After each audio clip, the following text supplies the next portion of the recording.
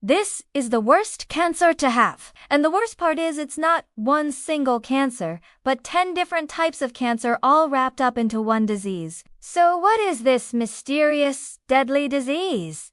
The answer is multiple myeloma. Multiple myeloma is a cancer of plasma cells, which are a type of white blood cell. Plasma cells are a critical part of our immune system, and their main function is to make antibodies that help fight off infections. But in multiple myeloma, these plasma cells become cancerous, and they start multiplying uncontrollably in the bone marrow. This can cause a variety of symptoms, including bone pain, fractures, anemia, and kidney problems. And multiple myeloma is actually the second most common blood cancer after lymphoma. In fact, according to the American Cancer Society, about 34,000 people in the United States are diagnosed with multiple myeloma each year. Unfortunately, multiple myeloma is also the second deadliest cancer overall. Only about 15% of patients will be alive in 5 years after diagnosis. The good news is that there are some things you can do to lower your risk of developing multiple myeloma. Multiple myeloma is caused by a genetic mutation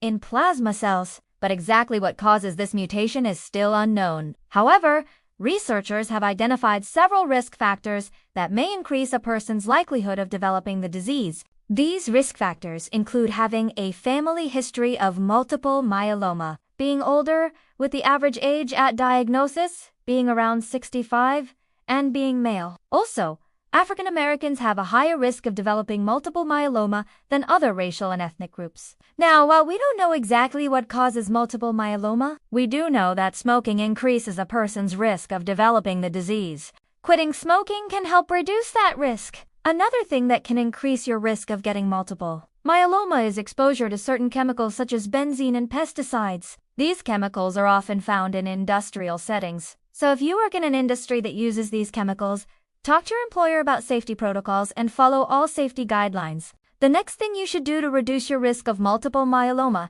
is to maintain a healthy weight and exercise regularly. Obesity has been linked to an increased risk of multiple myeloma. One study found that obese people were 59% more likely to develop the disease than those with a healthy weight. So losing weight and exercising more can help lower your risk. Another important thing to do is eat a healthy diet. Eat plenty of fruits, vegetables, and whole grains, and limit processed meats, red meat, and sugary drinks. One study found that people who ate a lot of processed meat had a higher risk of developing multiple myeloma. Also, red meat has been linked to an increased risk of cancer in general. So it's probably best to avoid it or at least limit how much you eat. Sugar also has been linked to an increased risk of multiple myeloma, so it's important to limit your intake of sugary drinks and foods.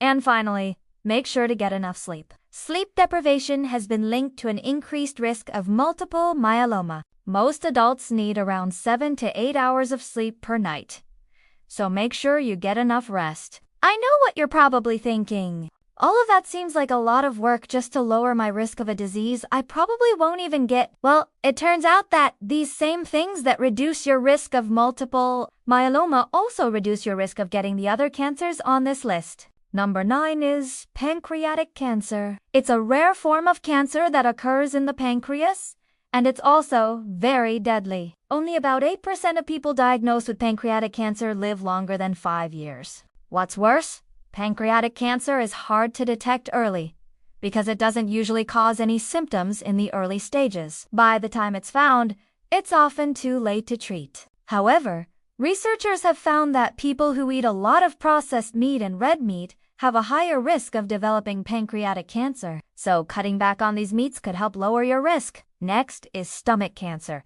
which is a cancer that occurs in the lining of the stomach. It's most common in people who have chronic stomach infections. But the good news is that this type of cancer is preventable. All you need to do is practice good hygiene.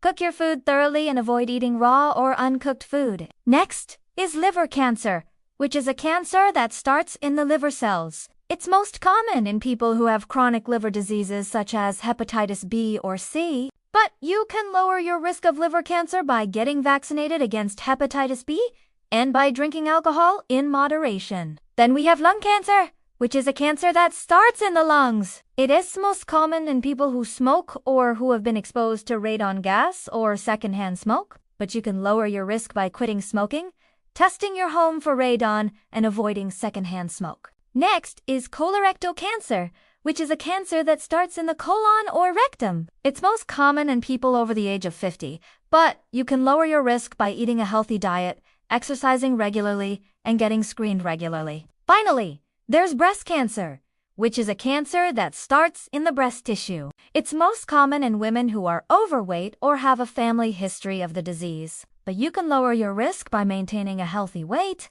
exercising regularly, and getting screened regularly. So there you have it, the top 10 worst cancers to have. It's a scary list, but the good news is that there are things you can do to lower your risk of developing these diseases. Just eat healthy, exercise regularly, get screened regularly, and avoid tobacco and excessive alcohol consumption. Doing these things can help reduce your risk of many types of cancer and keep you healthy for years to come. Thanks for watching, and be sure to subscribe for more health tips.